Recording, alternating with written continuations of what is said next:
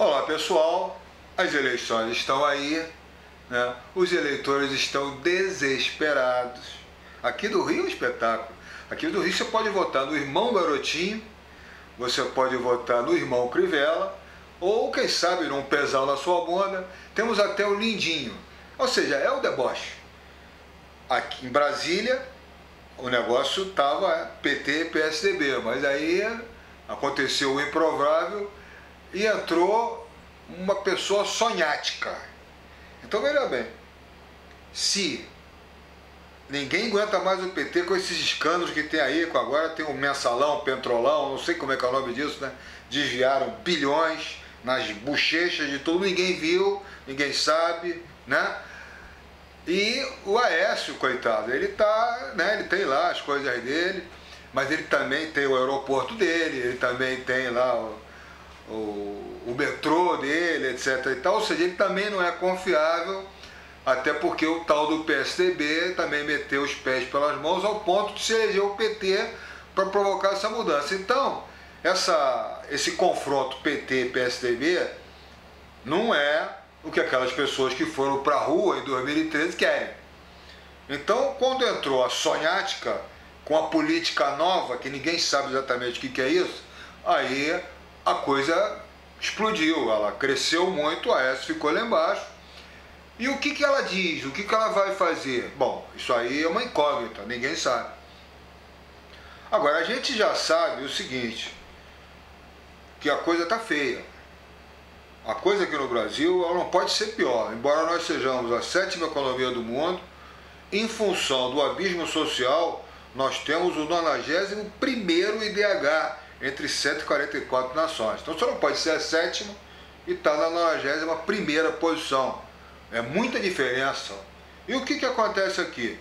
Né? Com esse abismo social, você tem uma guerra civil que mata mais anualmente do que esses conflitos genocidas que duram anos. A saúde pública é o pavor do brasileiro. Ninguém tem saúde privada. Então, a saúde pública é um holocausto, é uma coisa triste, porque, imagina, se chega uma pessoa da minha idade, junto com o jovem, e só tem uma vaga, o médico é obrigado a brincar de Deus. Ele fala, esse cara é mais velho, tira esse cara, vamos tentar salvar esse que é mais novo. Então, aqui no Brasil, você ainda tem um trânsito que é um horror, que é uma carnificina, que morre praticamente a mesma quantidade de gente que morre na saúde e que morre nessa guerra civil. Bom, aí se você for analisar os outros aspectos da questão, mobilidade urbana, saneamento, bom, aí é de envergonhar. A educação é um negócio que o governo investe, mas não melhora, as coisas não acontecem. Bom, e todo mundo quer exatamente mudanças. E como é que nós vamos promover essas mudanças se os candidatos, ao invés de apresentarem propostas, eles ficam acusando os outros e a gente não está observando nada de novo. E o pior não é o novo, o pior é que aqui no Brasil nós estamos caminhando, infelizmente, para uma venezuelização da economia, né? Uma argentinização. Olha só, são dois países que estão em crise e nós temos aqui aquele foro, né, de São Paulo, que é uma coisa cubana. Meu Deus do céu, nós temos lugares no mundo, por exemplo, como a Noruega, como a Dinamarca, aqueles países nórdicos lá, onde as coisas funcionam com uma beleza. Mas aqui, a gente não quer se comparar com aquilo de lá. A gente quer isso que nós estamos vendo aqui. É muito interessante, porque entre os anos 2000 e 2009, já o Lula, né, a média anual de fluxos legais estava em 14,7 bilhões, antes era quase a metade. Mas entre 2010 e 2012, quando os PACs começaram a acontecer, esse volume de desvios anuais, né, passou para 33,7 bilhões de dólares. Isso é só o que é enviado ao exterior, que a gente tem noção, fora aquilo que some e desaparece aqui. Então o Brasil entrega ferrovias sem trilhos, né?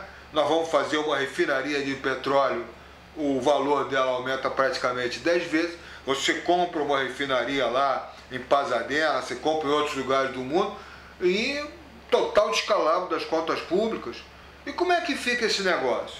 Qual é a solução que você vai ter? Porque é muito interessante que quando o Estado não funciona bem, as leis não estão sendo cumpridas a contento e os serviços não estão sendo prestados.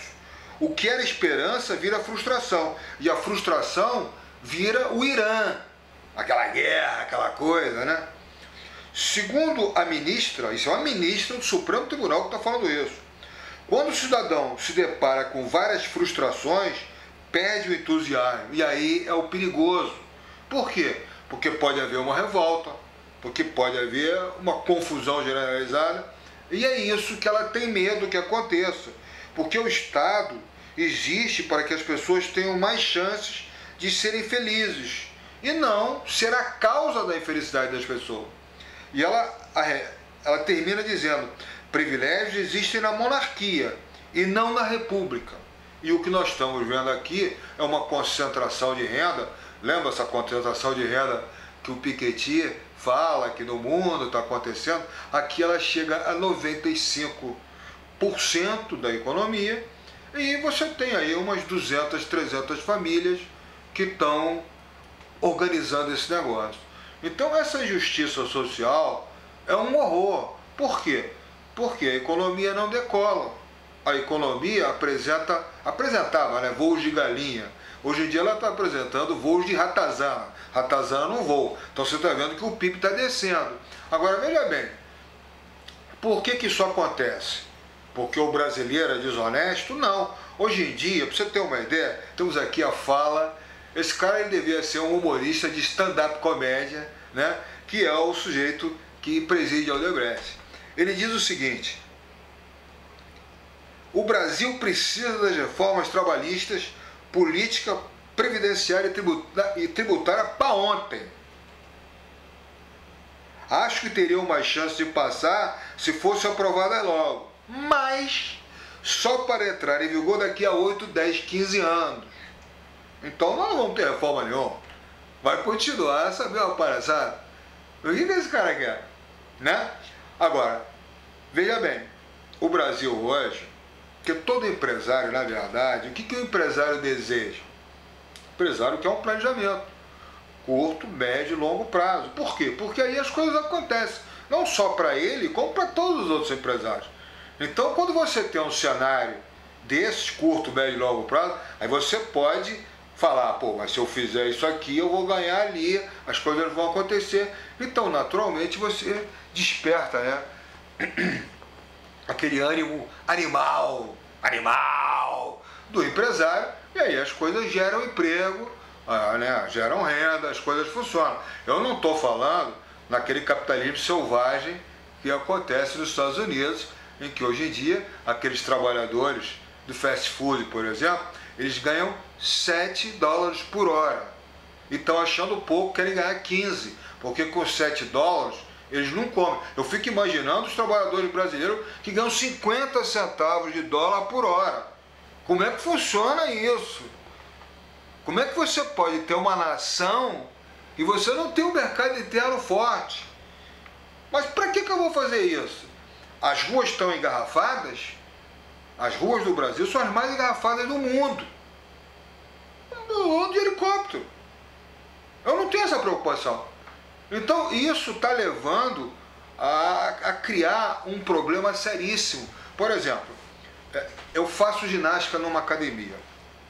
Então, reza a lenda, isso são em todas as academias, que se você estiver fazendo alguma coisa errada na academia, você vai morrer fazendo errado, porque aqueles professores não estão ligando a você. Mas por que isso acontece? Eles são tão legais, tão simpáticos. Bom, o que acontece é o seguinte: eles ganham R$10 por hora, mas a carteira só vem 6, porque o resto é descontado. Então, se ele trabalhar, né, 3 horas por dia durante 2 dias na semana, ele vai ganhar 60 pratas, ele vai ganhar R$240 por mês. Bom, mas assim ele não se sustenta, né? Mas isso gera a oportunidade dele se tornar um personal. E aí um personal vai cobrar 40, 50, 60, 70, vai pagar alguma coisa para a academia, né? Mas ele vai ganhar alguma coisa. Porque se ele for trabalhar para o Estado, por exemplo, essa hora que é 10 é 30. Eu nunca vi em lugar nenhum do mundo o Estado pagar mais do que iniciativa privada. Mas isso aqui é Brasil. Então, o que gera isso? Isso gera problemas de tudo quanto é tipo. Eu já me machuquei, né, por não estar tendo aquela orientação que eu deveria estar tendo. Mas aí você conversa e pergunta, vem cá, mas e o sindicato? O sindicato, o que é o sindicato no Brasil? Ele ganha o dinheiro da categoria, mas aquele dinheiro é para ele. É para aquela galera que está ali no comando do sindicato. Os sindicalizados, o que esses caras têm a ver com a gente? O nosso negócio é ganhar dinheiro. Porque aqui no Brasil é muito engraçado, porque hoje, por exemplo, nós estamos tendo uma política que é a seguinte. O mundo todo está uma crise danada, está uma austeridade. Então o mundo está investindo em tecnologias, barateando as coisas, fazendo essa tal dessa reforma trabalhista, que eu não sei como é que isso vai ficar, porque, veja bem, as causas da crise até hoje não foram combatidas, mas eles estão fazendo reforma trabalhista. Então o que acontece? Você tem uma China, onde você não sabe o que é um feriado, você não sabe o que é uma férias, você não conhece esse negócio de sábado e domingo, esquece. Aposentadoria é o teu filho, por isso você tem que ter um filho. Porque quando você ficar velho, ele vai cuidar de você. Então como é que você vai competir com um mercado desse que não paga nada? Aqui você tem essas obrigações que foram duras conquistas sociais, né? Se você for olhar, por exemplo, quase metade dos trabalhadores com ensino superior que atuam no mercado formal no Brasil ganhavam no máximo 4 salários mínimos inteirinhos em 2013, o equivalente a 2.712. A faixa de renda entre 2 e 3 salários era a que agrupava a maior fatia do que possui um diploma universitário, 16% do total. Ou seja, apenas 5,3% dos trabalhadores com ensino superior tinham remuneração média superior a 20 mínimos. Bom, se você for fazer uma analogia, você vai descobrir que a maioria está trabalhando para o Estado.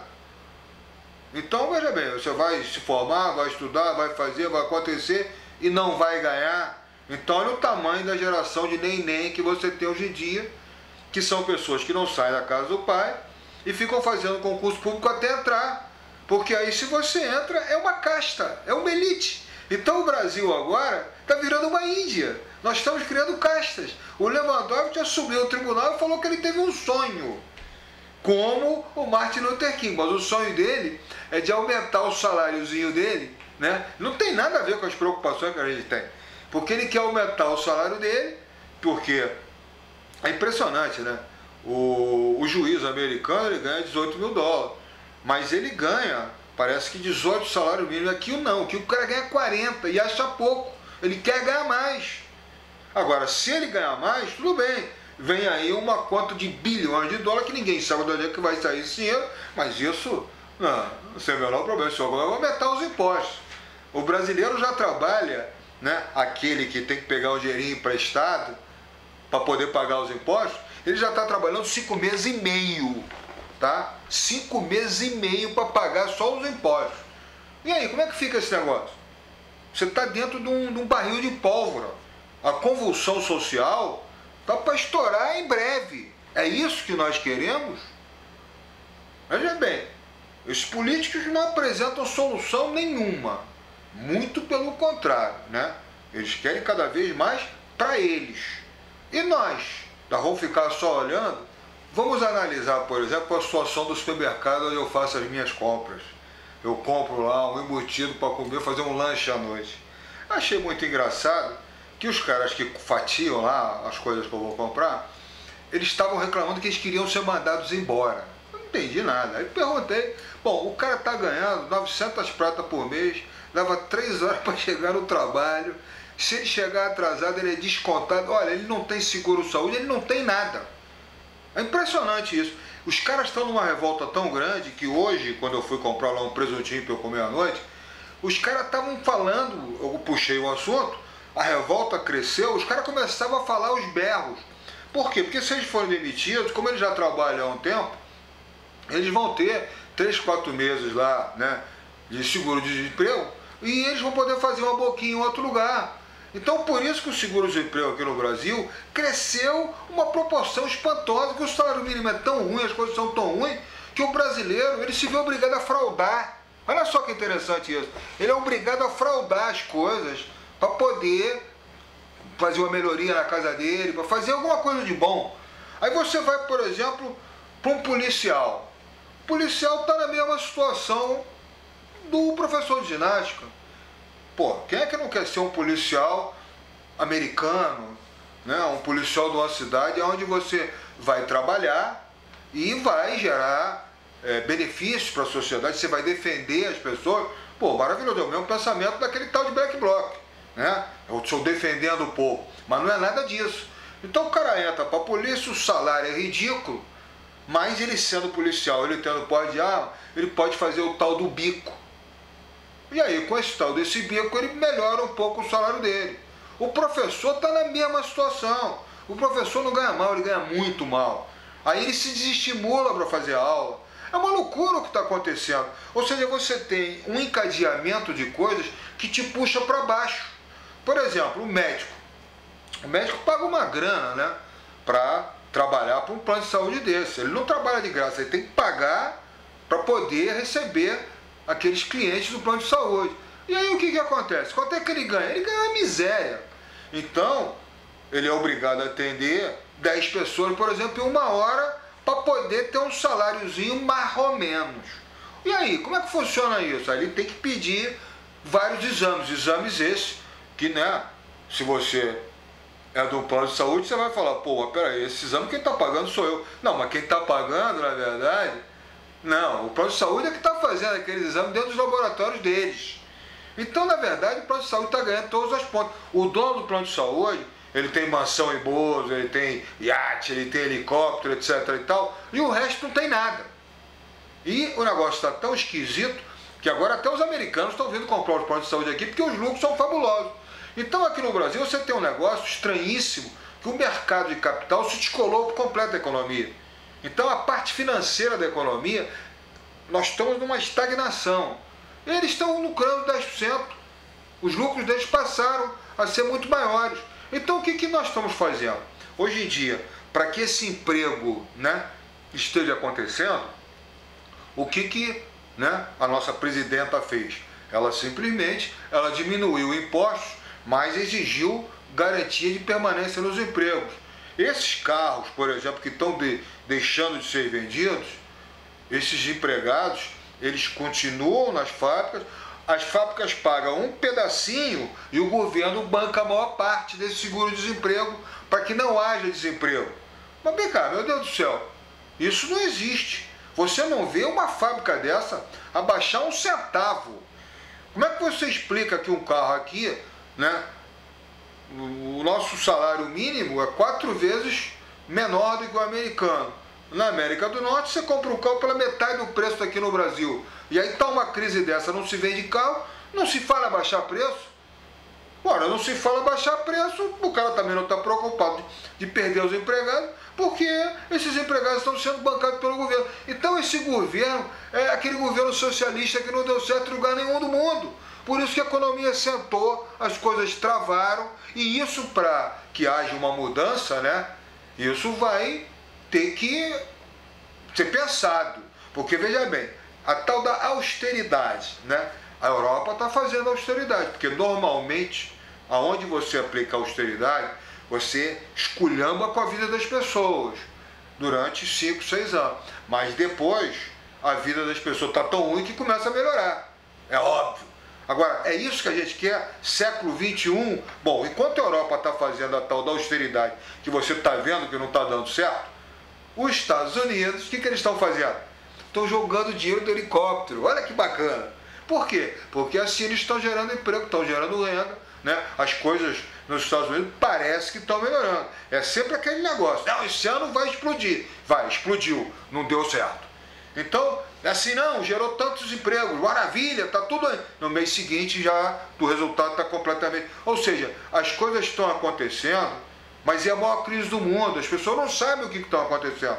De um lado você tem um pessoal jogando dinheiro do helicóptero, do outro lado você tem um pessoal que estava praticando a austeridade, que agora o Banco Central deles resolveu fazer o seguinte: para você deixar o dinheirinho lá, tu vai pagar 2%. Bom, 0,01%. Tem que pagar, o banco entra em pânico. E aí o que eles vão fazer com esse dinheiro? Claro, né, que eles vão vir para o Brasil, que o Brasil é o último peru com farofa da face da terra. E aqui tem 11% ao ano. Olha que legal, né? Lá é 0,5%, aqui é 11%. Pô, vamos, até os japoneses estão fazendo isso. Se vocês se lembrarem, foi isso que causou a crise mundial, né? Então eu não sei como é que vai ficar esse negócio. Agora vamos para as reformas. Reforma política, pessoal. Reforma política é um negócio que é sério. Mas nós vamos buscar isso aonde? Porque o sistema que você está vendo hoje em dia, os políticos não estão conseguindo resolver essa crise mundial por um pequeno e mero detalhe. A causa da crise mundial até agora não foi atacada. Por quê? Porque não tem político de peito que possa enfrentar o problema e falar: vem cá, essa concentração de renda, vamos acabar com isso. E ninguém faz isso. É muito engraçado porque acabou o padrão ouro, o mundo virou um cassino, né? Banco agora pode ser banco de investimento, então o seu dinheiro está no banco. Aquele banco é um banco, mas ele faz investimento. Se ele quebrar, você vai junto. E isso não podia na crise de 1929, porque aí os caras tomaram uma série de atitudes e o mundo se reergueu. Agora não. Agora tem empresas que são grandes demais para quebrar, e aí você está vendo isso aí não vai dar certo. Aí você tem a reforma, por exemplo, fiscal. É um negócio muito doido, porque, por exemplo, o petróleo é extraído no Rio, mas você vai pagar só aonde ele foi industrializado. Então o Rio está perdendo dinheiro. E aí como é que você vai fazer? São determinadas coisas que você tem que fazer um jogo muito bem feito e que esses políticos não têm peito para fazer isso. Aí você tem a reforma tributária. A reforma tributária é sensacional. Hoje em dia, para você, eu vim para o Brasil fazer uma fábrica. Aí você se oferece: olha, eu vou fazer uma fábrica. Aí um te dá 100% em tributos de desconto, o outro te dá 120%, tem gente que dá 150%. Aí você vai fechar, ou seja, a sua fábrica saiu de graça e ainda ganhou um bônus, porque você está gerando emprego. Isso só existe aqui. Então, essas reformas, por exemplo, foram feitas no México. O México deslanchou? Não. Por quê? Porque essa crise está um horror.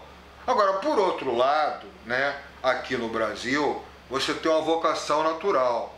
E a única coisa que está funcionando no Brasil é a nossa vocação natural.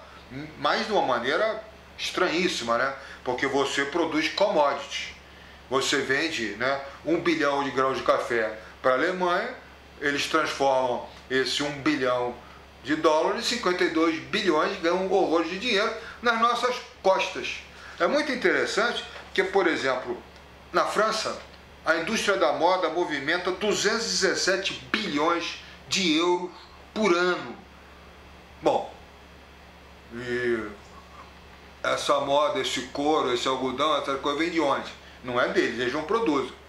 E a gente vende só commodities. Agora, se você tem um planejamento de curto, médio e longo prazo, para você colocar em cima da mesa, cuja âncora seja o turismo, que o turismo casualmente movimenta todo o segmento da sociedade, ou seja, todo mundo vai ganhar dinheiro. Agora o principal não é ganhar dinheiro, é porque para você fazer turismo, o Brasil vai ter que ser bom para o visitante, sim, mas antes ele tem que ser bom para o brasileiro. Então, a partir do momento que você torna o Brasil bom para o brasileiro, que você torna o Brasil bom para o visitante, que você vai injetar na economia centenas de bilhões de dólares anualmente, de uma fórmula que cada vez você aumenta mais, que você vai fazer as empresas brasileiras, imagina uma Embraer, né, o que não vai passar a produzir de avião, o tamanho da refinaria de petróleo que vai ter que ser feito, né, esse álcool, você vai transformar esse álcool em um álcool de alta octanagem que não polui a atmosfera. Então você tem soluções as mais variadas possíveis para você, em 5, 10 anos, levar o Brasil à vanguarda mundial no setor de qualidade de vida. Porque, veja bem, só uma cidade americana, Nova York, ela simplesmente tem um faturamento maior do que a nossa indústria automobilística papeleira somada. Ora, o que nós estamos esperando para nos unirmos num planejamento de curto, médio e longo prazo, que tenha uma âncora sólida como a do turismo, onde esse planejamento seja nacional, onde ele seja transparente, porque do jeito que a situação está, ele tem que ser transparente, porque a coisa está muito feia, tudo aqui é complicado. Então você tem que fazer, é o dinheiro dos impostos, então você tem que mostrar que esse dinheiro está sendo bem aproveitado, que ele não está sendo desviado, que ele não está sendo surrupiado. Esses tribunais de conta, meu Deus do céu, é tribunal de faz de conta. Então você tem que mudar essa legislação, e isso a gente só vai fazer se nós nos unirmos. Agora, se nós nos unirmos, pessoal, nós vamos dar uma lição para o mundo. A coisa vai ser um espetáculo. E por que nós não nos unimos se, como nós estamos vendo, o debate desses candidatos é jogar lama uns nos outros? Planejamento, projetos de futuro, a gente desconhece isso. Então eu estou lançando um evento exatamente para que a gente questione isso, para que a gente ameace de melar essas eleições, porque que eleições são essas que você vai votar em candidatos que não têm credibilidade, que não têm planejamento, que não apresentam uma opção sólida de futuro? Você vai jogar o seu futuro assim, dessa forma? Não. Então vamos nos unir, eu vou lançar esse evento, adoraria que todos participassem, convidassem os amigos, porque se isso tomar vulto, nós vamos passar a ir na mídia para conversarmos a respeito de como melhorar o Brasil, que é isso que interessa para a gente, pessoal. A gente não pode continuar à mercê desse legislativo chave de cadeia, que está simplesmente arrombando o cofre, como nós estamos cansados de ver, e que se continuar assim, a coisa vai ficar muito feia. Então, pessoal, vamos nos unir e vamos tentar, com esse evento, fazer com que a coisa comece a acontecer.